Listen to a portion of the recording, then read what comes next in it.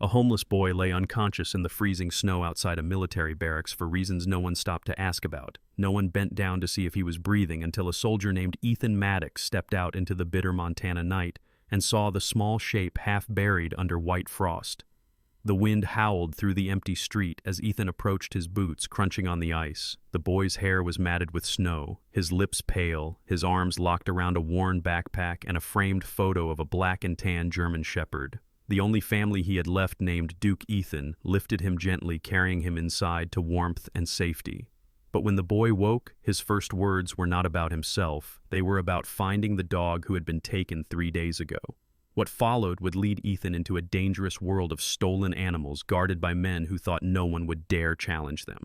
Please don't leave this video. Keep listening to learn how courage, loyalty, and love can change the ending of a story. Please like, share, and support our channel. And if you believe every soul deserves to be found, comment Amen. Ashford, Montana sat like a stubborn outpost on the northern edge of the map, a place where winter didn't just arrive, it staked a claim and refused to leave.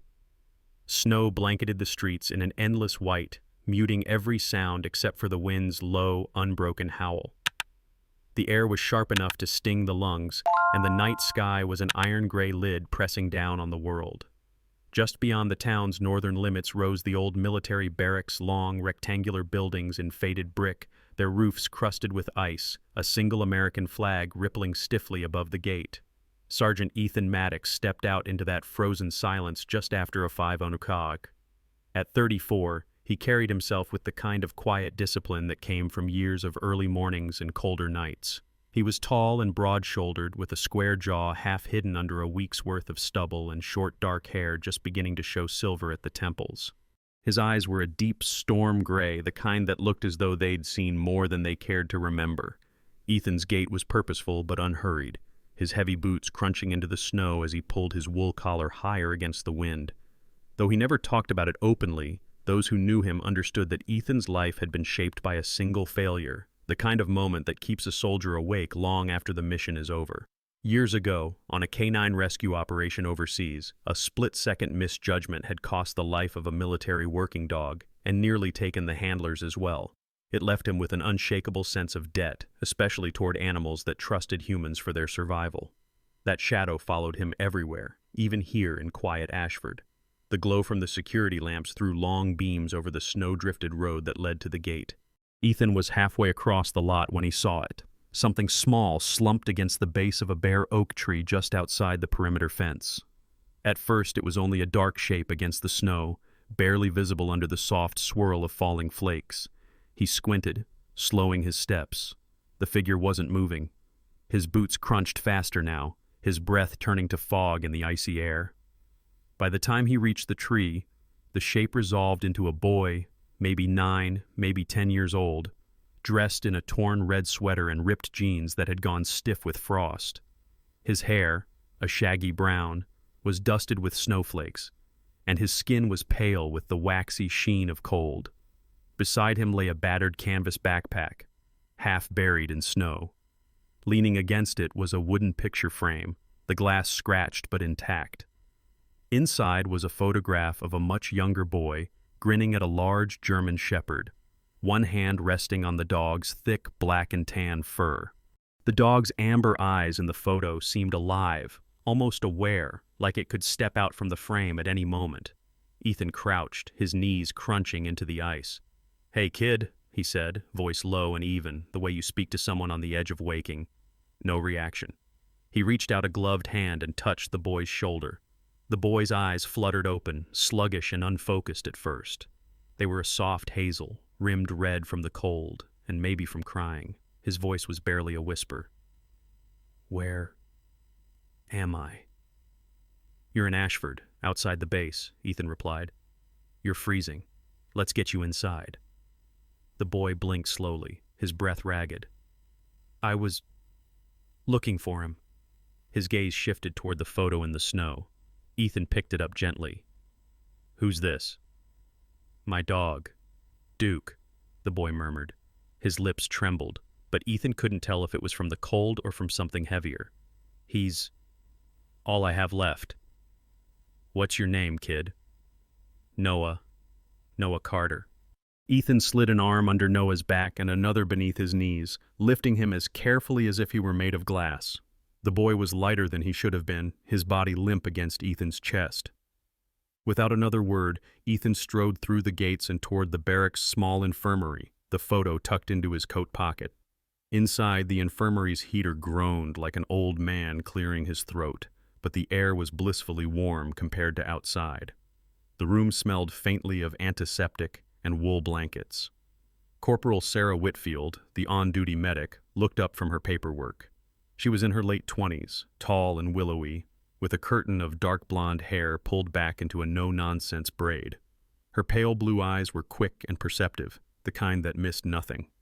Sarah's voice carried both authority and warmth traits she'd learned to balance after growing up as the eldest of 5 in a farming family that lost their land to debt when she was a teenager. It made her fiercely protective of the vulnerable and even more intolerant of neglect. "What happened?" she asked, already clearing the cot nearest the heater. "Found him outside the gate. Half frozen," Ethan said, setting Noah down and removing his damp sweater. Sarah checked Noah's pulse and began wrapping him in blankets. "Mild hypothermia, no frostbite yet. Good thing you found him when you did." Noah shivered but kept his eyes on Ethan. 3 days, he whispered. 3 days what? Ethan asked. "Since I last saw Duke," Noah said. "I've been walking, looking for him. Someone took him. I think they drove off in a black truck." Ethan exchanged a glance with Sarah, her brows knit. "You've been out there alone for 3 days?" Ethan asked. Noah nodded faintly. "He's my only family. I can't stop." His voice cracked, but his expression stayed stubborn, the kind of resolve that comes from having nothing left to lose. Sarah's hands paused just long enough for her to give Ethan a silent look, one that said this was more than just a lost pet story. Ethan knew that look. He'd worn it himself years ago. Noah closed his eyes, exhaustion overtaking him. The blanket swallowed his small frame, and his breathing steadied into shallow but even pulls of air. Ethan sat in the chair beside the cot, the photo of Duke resting on his knee. He studied the dog's image, a German shepherd in the prime of his life, maybe 5 or 6 years old, coat thick and well-kept, ears erect and alert. The bond between the dog and the boy in the photo was obvious. Duke's gaze was locked on the child, like he was the center of the world. Ethan understood that kind of loyalty. He also understood what it felt like to lose it. He leaned back, eyes still on the picture. Somewhere out there in the endless snow, a dog named Duke was waiting or suffering. And for reasons Ethan didn't care to examine just yet, he knew this wasn't something he could walk away from. For now, though, the boy needed warmth and rest. Ethan slid the picture into Noah's backpack, set it beside the cot, and settled in for the long watch. Outside, the wind howled against the barracks walls, carrying with it the sharp promise of another cold day in Ashford. The storm had not relented by the time Ethan Maddox walked Noah Carter through the narrow streets of Ashford. The snow underfoot had crusted into a hard shell, crunching with every step, and the wind came slicing between the wooden storefronts, as if it had a personal grudge against anyone who dared be outside. Dawn hadn't broken yet, but the weak sodium streetlights cast pale halos across the whitened sidewalks, giving the whole town a strange, suspended stillness. Ethan lived in a 2-room apartment above McCulley's Hardware, one of the few places in town that stayed open year-round. It wasn't much creaky floorboards, old radiators that hissed like irritated snakes, but it was warm, and for now, it was safer than leaving the boy in the barracks infirmary where questions might pile up faster than answers. Inside, the radiator clanged to life, sending a slow heat into the chill air. Noah stood awkwardly in the doorway, hugging his backpack like it was the last thing tethering him to the world. His hazel eyes flicked around the room-worn leather couch, small kitchen in the corner, a coffee table scarred with old scratches, but they lingered on the framed photo on the mantel. It showed a younger Ethan, hair darker and face less lined, kneeling beside a black Belgian Malinois in tactical harness. "That was Kane," Ethan said quietly, noticing the boy's gaze. "Best partner I ever had." Noah's brow furrowed. What happened to him? Ethan hesitated, leaning back against the counter. "Overseas. We were tracking a weapons cache. He alerted to something. I thought we had time. We didn't." His voice dropped into the low gravel of a man walking a familiar but unwanted path. We both got caught in the blast radius. I made it. He didn't. There was no self-pity in his tone, just a blunt edge of guilt that hadn't dulled with time. Noah didn't say anything, but his grip on his backpack loosened slightly, as if some part of him understood without needing more words. Ethan set a steaming mug of hot chocolate in front of him. "Drink. You'll thaw faster from the inside." Noah obeyed, cradling the cup in both hands. After a moment he spoke again, voice hesitant. "I last saw Duke near the old lumber yard out on Miller's Road. It's not a good place. My friend Tommy said people there take dogs and sell them to bad folks. I think that's where they took him." Ethan's eyes narrowed. Miller's Road lay at the far edge of town, where the snowplows barely bothered, and the old lumber yard was nothing but warped siding and rusted machinery. But the mention of stolen dogs tugged at something more than curiosity. He'd heard whispers over the years talk of a small but nasty network trading in stolen pets and unregistered animals. Dogs that disappeared from yards only to reappear in underground fight rings or shady breeding operations. The lumber yard had come up more than once in those rumors. "You sure about that?" Ethan asked. Noah nodded, his gaze steady. "I saw a black pickup, no plates. They had Duke in the back in a cage. I ran after them, but they were too fast." Ethan made a mental note. There weren't many black pickups in Ashford that didn't have plates. Whoever drove it either didn't care about being caught or had reason to think they wouldn't be. Later that morning, Ethan made a call to an old contact deputy, Marlene Hargrove, one of the few law enforcement officers he trusted in this county. Marlene was in her early 40s, solidly built with broad shoulders and the no-nonsense air of someone who'd worked the back roads longer than most people had lived in town. Her auburn hair was pulled into a severe bun, and her green eyes had the weary sharpness of someone who had seen every variety of trouble Ashford could cough up. "Ethan, if you're calling before noon, I know it's not for coffee," she said dryly after picking up. He told her what Noah had said. There was a long pause. "Miller's Road lumber yard. You know I can't touch that without a warrant, and I've been stonewalled every time I've tried." "Stonewalled by who?" Ethan pressed. "By people who suddenly have friends higher up the food chain than me," Marlene replied.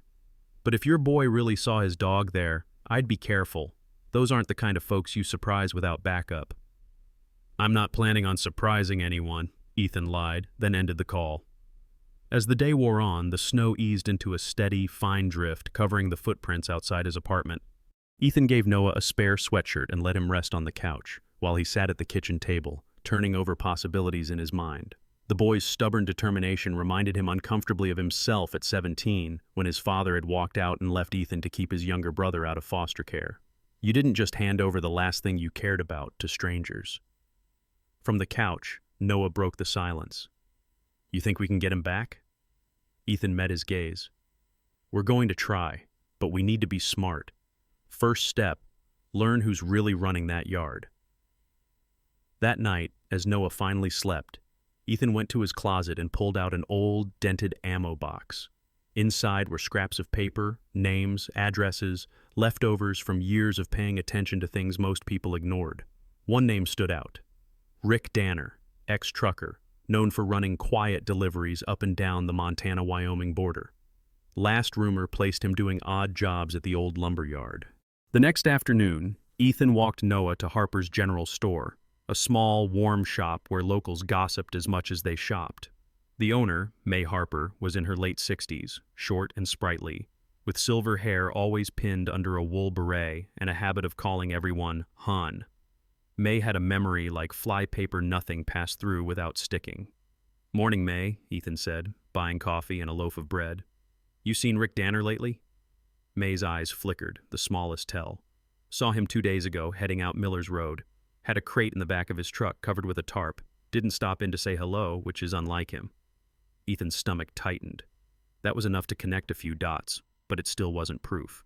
That evening, the wind picked up again, rattling the loose siding on the apartment building. Ethan sat with Noah at the small table, a map of Ashford spread between them. He pointed to Miller's Road.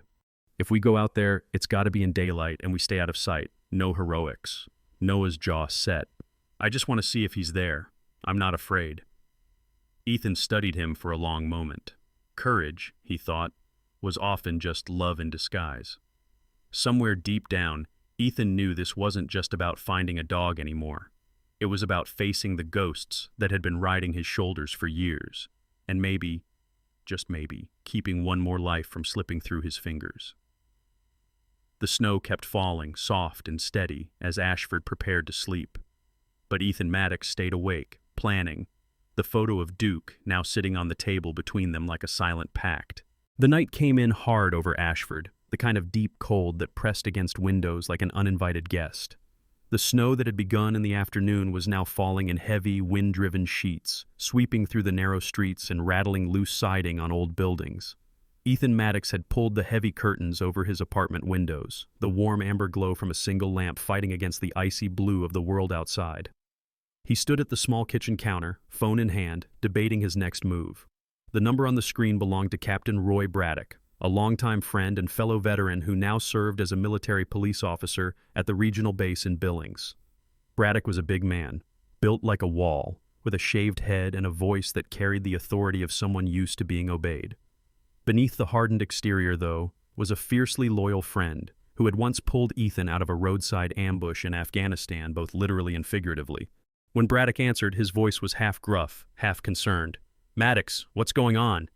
Ethan laid it out. Noah's story, the missing dog, the black pickup, and the suspicion it all led back to Miller's Road. There was a pause on the other end, then a low exhale. "Ethan, I'm going to tell you something you don't want to hear. Stay out of this." "That's not an option," Ethan said flatly. Braddock's tone hardened. "I mean it. That yard? It's a front. There are people in this county, some wearing badges, who make good money looking the other way. If you start poking around, you're going to have a target on your back before you even get close to that dog. And the kid? He'll be in more danger than he already is." The words sat heavy between them. Ethan rubbed at his jaw, feeling the coarse stubble. "So you're telling me to let them get away with it?" "I'm telling you to live to fight another day," Braddock said. Then, softer, "I know what Kane meant to you. But don't make the same mistake twice." Ethan didn't answer right away. He glanced toward the couch where Noah sat with his knees pulled up, pretending to be absorbed in a weathered comic book. "I'll think about it," he lied, then ended the call. Noah's eyes tracked him as he hung up. "What did he say?"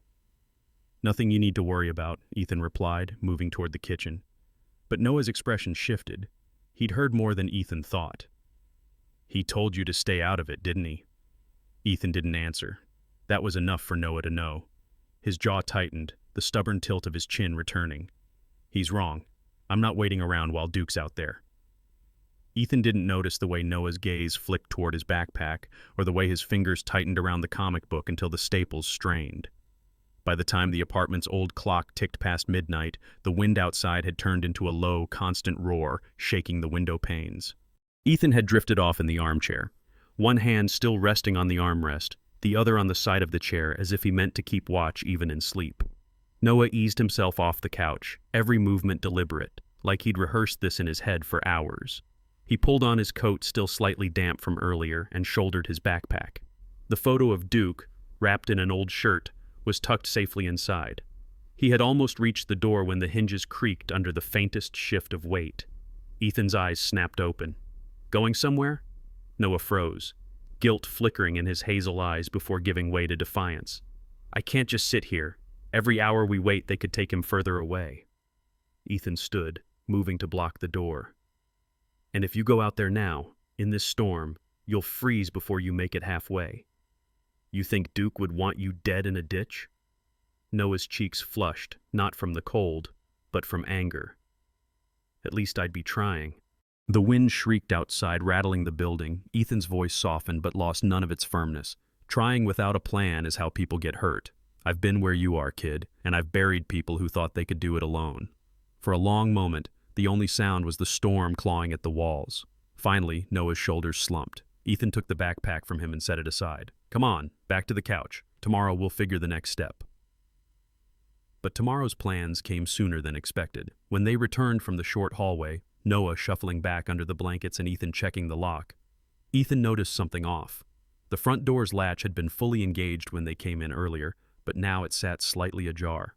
A thin line of snow drifting across the floorboards. Ethan's gut tightened. He motioned for Noah to stay put, then eased the door open wider. Outside, the snow in the hallway showed a clear set of boot prints leading straight to their door. And away again. On the floor just outside lay something small and irregular in shape. Ethan crouched, brushing away the snow. His stomach turned as his gloved hand closed around it, a matted fragment of fur clinging to a small, bleached bone. Noah had followed silently to the doorway, and now his face went pale. "Is that—" "I don't know," Ethan said quickly, hiding the object in his palm. "Go inside." But they both knew what it was meant to be. A message. The rest of the night passed in a tense quiet, the apartment's warmth feeling suddenly fragile against the cold pressing in from all sides. Ethan sat at the table, the bone wrapped in a dish towel beside him, staring at it as the wind howled outside. If Braddock was right, this wasn't just about stolen dogs. It was about people who thought they could intimidate anyone who got too close. And now, they'd just made a mistake. They'd come to Ethan Maddox's door. The morning broke brittle and pale over Ashford, the kind of cold that seemed to scrape against the skin. The streets were empty, save for the slow crawl of a snowplow clearing the main road. From his window, Ethan Maddox could see the boot prints from the night before still etched in the snow outside the building, sharp reminders of the warning they'd been given. He poured a mug of coffee, the steam curling in the frigid air of the apartment, and set it down on the table next to the dish towel-wrapped bone. Noah sat across from him, his face pale but his eyes still burning with that unshakable determination. "You're not giving up, are you?" the boy asked. Ethan shook his head. "No, but we're not going in blind. We need someone who knows these woods better than anyone else." That someone was Harlan Price. Harlan had been a legend in his day, a canine handler who had served in some of the most dangerous corners of the world. Now in his late 50s, he lived alone in a cabin on the southern edge of the Bitterroot Forest. He was a tall, wiry man with a weathered face, deep lines etched from years of wind and sun, and a long, grizzled beard peppered with white. His eyes, a sharp steel blue, carried both the wariness of a man who'd seen too much and the quiet loyalty of one who never forgot a debt. A faded army jacket hung off his lean frame, and even in the cold he moved with the easy grace of someone who could still outpace men half his age. Harlan had once served alongside Ethan during a short deployment, a mission gone sideways in which Ethan had pulled him from the wreckage of a roadside blast. Harlan had always said he owed Ethan his life, though Ethan had never called in that favor until now. The drive to Harlan's cabin was slow, the truck's tires crunching through packed snow along the narrow forest road. Noah sat in the passenger seat, the framed photo of Duke resting in his lap like a talisman. Harlan answered the knock on his door with a skeptical look. "Well, hell," he said, voice gravelly, "if it isn't Maddox, and you've brought company." Inside, the cabin smelled faintly of pine resin and wood smoke. Above the mantel hung old photos of Harlan with his dogs, German shepherds, Malinois, even a wiry Belgian Tervurenol in their prime. Beside the hearth lay a current companion, Ranger, a broad-chested sable shepherd with deep amber eyes and a slow, measured way of watching newcomers. His fur was thick with a few strands of silver, and a faint scar ran along his right flank. Noah crouched instinctively, holding out a hand. Ranger sniffed once, then pressed his nose into the boy's palm. "He likes you," Harlan said, leaning against the mantel. "That's not nothing." Ethan wasted no time. He explained Noah's story, the black pickup, the Millers Road lumberyard, and the warning they'd found outside his apartment. Harlan listened without interruption, his gaze flicking once to Ranger and then back to Ethan. "You're stepping into something ugly," Harlan said finally, "but if you've got the stomach for it, I can help. Dogs leave traces people don't notice, even after days in the snow." Within the hour, they were bundled up and heading toward the eastern tree line where Harlan believed they might find tracks. Ranger padded alongside, nose to the ground, his breath steaming in the frigid air. The world was muffled under the snow, every sound sharpened, the crunch of boots, the distant groan of tree limbs under ice, the rhythmic puff of Ranger's breathing. Harlan led them along a narrow game trail, stopping occasionally when Ranger's head lifted, ears pricking toward some faint scent. "He's got something," Harlan murmured. And sure enough, the dog veered toward a shallow embankment where tire tracks cut across the snow. The tracks were wide, the tread distinctive. Harlan knelt, brushing snow from the edges. Pickup truck, heavy load. Been here within the last 2 days. He pointed to a faint smear in the snow nearby, yellow fur caught on a branch, long enough to belong to a shepherd. Noah's grip tightened on the straps of his backpack. That's Duke, I know it. They followed the tracks deeper into the woods, the path twisting through stands of spruce and bare-limbed aspen until the trees began to thin. The distant shape of a structure emerged through the snowfall, a squat, weather-beaten warehouse crouched at the edge of a clearing. Its siding was warped, windows boarded, the roof sagging under the weight of snow. A single rusted chimney spat a weak thread of smoke into the sky. From somewhere inside came a sound faint at first, then sharper, a muffled bark, short and strangled, as if the dog's voice had been worn down by days of trying. Noah froze, his breath catching. "That's him," he whispered. Ethan raised a hand for silence. "Could be. Could also be a trap." Harlan scanned the perimeter, noting the sagging fence and the partially open loading bay. "We can get closer under cover of the trees, but if they're in there, we'll need a plan. We can't just walk up to the front door." They retreated into the tree line, crouching low behind a screen of pines. The barking had stopped now, replaced by the creak of metal and the faint thump of boots on the warehouse floor. Ethan's mind was already turning over possibilities. Whatever was inside that building, it was the closest they'd come to Duke since this began, and judging by the sound of it, they might not have much time before whoever was keeping him moved on again. But for now, they stayed in the shadow of the trees, the snow falling soundlessly around them, waiting for the right moment to move. The air around the warehouse felt heavier the closer they crept. The trees thinned until there was nothing between them and the weather-beaten structure except a snow-covered clearing. Every sound was magnified, the crunch of boots on crusted snow, the low moan of the wind slipping through the warped siding. Ethan Maddox crouched low, scanning the building's perimeter with a soldier's eye.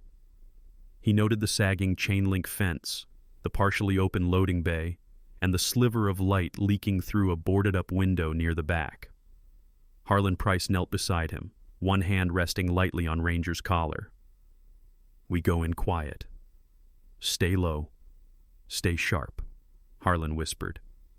His breath came out in a pale cloud, eyes narrowed to slits against the cold. The years had left Harlan lean and tough as rawhide, every movement deliberate, as if he had already mapped out a dozen escape routes in his head. Noah Carter, wedged between them, clutched the straps of his backpack and stared at the building as though he could will Duke's presence into his sight. His lips were pale from the cold, but the fire in his hazel eyes hadn't dimmed since they'd set out that morning.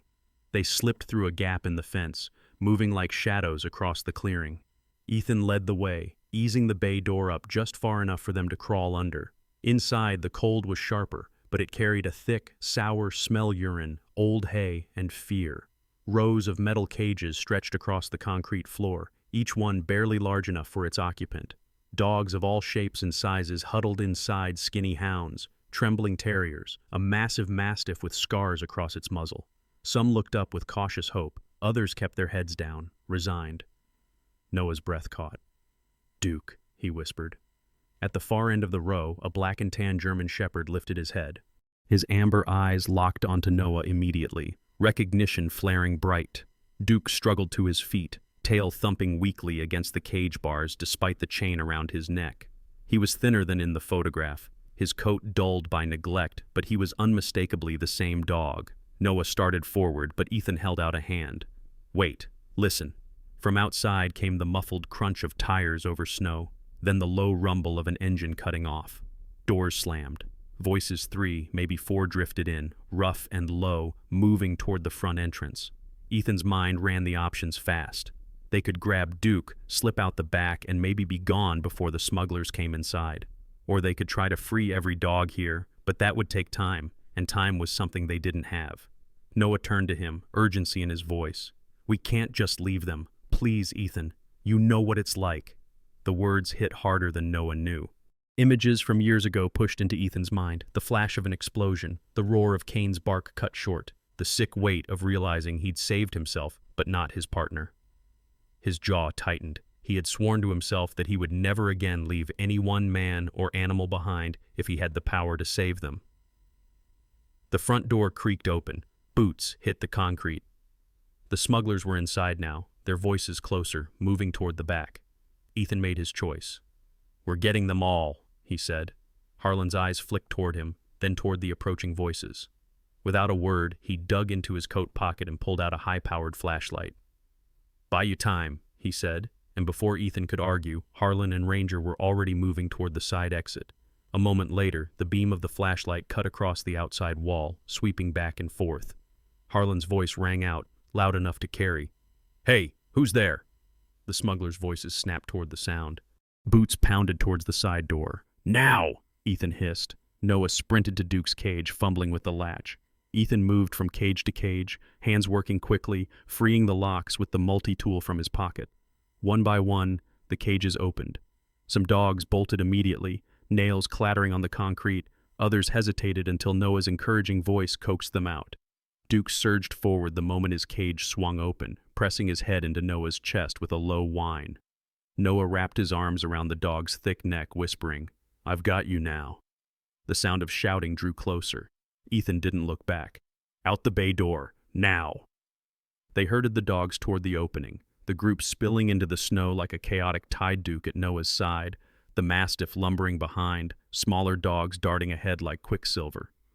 The cold air hit them hard after the sour warmth of the warehouse, but the freedom was a surge of energy none of them had felt in days. From the corner of his eye, Ethan saw Harlan and Ranger break from the tree line, drawing the smugglers farther away. "Go!" Harlan barked as they passed. By the time they reached the gap in the fence, the barking of the freed dogs was swallowed by the wind and the heavy curtain of falling snow. The warehouse shrank behind them until it was just another shadow in the white. They didn't stop moving until the forest swallowed them again. Only then did Ethan slow, his breath coming in deep pulls, the cold stinging his lungs. He looked down at Noah, who was half buried under Duke's eager weight, the boy's face split by the first real smile Ethan had seen since they met. For the first time in a long while, Ethan felt something shift inside him, not relief exactly, but a release, as if a weight he'd carried for years had finally eased, if only slightly. By the time they reached the outskirts of Ashford, the snow had slowed to a soft curtain, and the world felt quieter, as if the storm had taken its fury elsewhere. Ethan Maddox walked ahead, boots crunching through the icy crust, scanning the road for any signs they'd been followed. Behind him, Noah Carter clung to Duke's thick fur, the shepherd padding close enough to keep his boy within the warm shelter of his body. The rest of the rescued dogs, now on leashes fashioned from rope and belts, followed in a loose cluster, tails wagging tentatively in the cold air. They didn't have to wait long for the law to arrive. 2 sheriff's SUVs pulled up just past the diner on Main Street, their lights strobing against the snowbanks. Stepping out from the lead vehicle was Sheriff Lorraine Halstead, a tall woman in her mid-50s with salt and pepper hair cropped short and a lined, sun-browned face. She had the steady, grounded demeanor of someone who had long ago learned to balance compassion with authority. Halstead had grown up in Ashford, working ranches and watching over her younger siblings before joining the sheriff's department in her early 20s. Those years had given her a sharp instinct for truth and a very low tolerance for cruelty. Her sharp brown eyes swept over the ragtag group before settling on Ethan. "Heard you've been busy," she said, her voice level but not unfriendly. Ethan gave her the bare facts, enough to point her in the right direction. Halstead didn't waste time. She signaled to her deputies, and within the hour, a team was moving toward the warehouse site with warrants in hand. Later, Ethan would hear that they'd found cages, records, and enough evidence to shut down the smuggling ring for good. Several arrests were made, including a few names that explained why Braddock had warned him to stay clear. But for now, all that mattered was Duke. In the middle of the controlled chaos, Noah crouched in the snow, his arms wrapped tight around Duke's neck. The shepherd pressed his head into Noah's chest, tail wagging slowly, a soft whine vibrating from deep in his throat. Ethan crouched beside them, resting a hand on Duke's back. "He's yours again," Ethan said. Noah looked up, his hazel eyes bright despite the cold. "Ours," he corrected quietly. The days that followed were a blur of statements, paperwork, and vet visits for the rescued dogs. Dr. Calvin Moore, Ashford's only veterinarian, was a short, broad man in his late 40s with a thick black beard and kind, dark eyes. Known for working late without complaint and charging half what he should, Dr. Moore gave each dog a thorough check, patching up cuts, treating infections, and making sure Duke had no lasting injuries. "He's lucky," the vet said, scratching behind Duke's ear. They all are. Harlan Price visited once during the week, bringing Ranger along. He didn't stay long. Harlan was never much for lingering, but before he left, he clapped Ethan on the shoulder. You kept your promise this time, he said simply, and Ethan knew he wasn't talking about just the dogs. The decision to make Noah part of his life permanently came quietly, almost naturally. They'd been sitting at Ethan's kitchen table, Duke sprawled on the rug between them, when Noah asked, "So, what happens to me now?" Ethan had set his coffee down and leaned forward. "What do you want to happen?" Noah hesitated, his small fingers tracing the rim of his mug. "I want to stay with you and Duke, if you want me to." There had been a lot of things Ethan hadn't been sure of in his life lately, but this wasn't one of them. "Yeah, kid," he said, his voice low. "I want that." The legal process took some pushing. Sheriff Halstead vouched for Ethan, and Dr. Moore, May Harper, and even Braddock sent letters of support. The court clerk, Janice Porter, a stout woman in her 60s with silver hair coiled neatly at the nape of her neck, handled the paperwork with brisk efficiency, but softened whenever Noah came by. "You're a lucky one," she told him once, her smile crinkling her eyes. "Not every kid gets found twice in one lifetime." When the papers came through, Noah signed his new name in careful block letters, Noah Maddox. He looked up at Ethan, grinning shyly. "Guess that makes it official." A week later, on a cold but sunlit morning, Ethan and Noah stood outside the small two-bedroom house Ethan had bought on the quieter side of town. It was nothing fancy white siding, a porch that needed new paint, a fenced yard out back for Duke, but it was theirs. Hanging from the front porch beam was a freshly carved wooden sign, "Every soul deserves to be found." May Harper had made it herself, burning the letters into the wood by hand. The grain was still warm to the touch when Ethan ran his fingers over it. Noah stepped onto this porch, Duke bounding ahead, tail wagging like a banner. "It's perfect," Noah said. Then, with a seriousness that caught Ethan off guard, he added, "Thank you, Dad." Ethan didn't speak right away. He just reached out and pulled the boy into a hug, holding on until the moment felt imprinted into his bones. For the first time in years, the house Ethan was walking into wasn't just a place to sleep. It was a home. And for the first time in his life, Noah wasn't just surviving. He was safe. In the end, this story reminds us that sometimes the greatest rescues happen not just in the freezing snow or in dangerous places, but in the quiet moments when someone chooses to stand beside another and say, "You are not alone." In our daily lives, we pass by people and animals who may be silently calling out for help. A small act of kindness, a listening ear, or the courage to get involved can change the course of their story forever.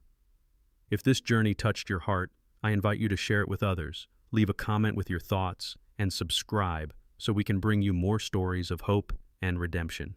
May God bless everyone watching, and if you believe that every soul deserves to be found, write amen in the comments.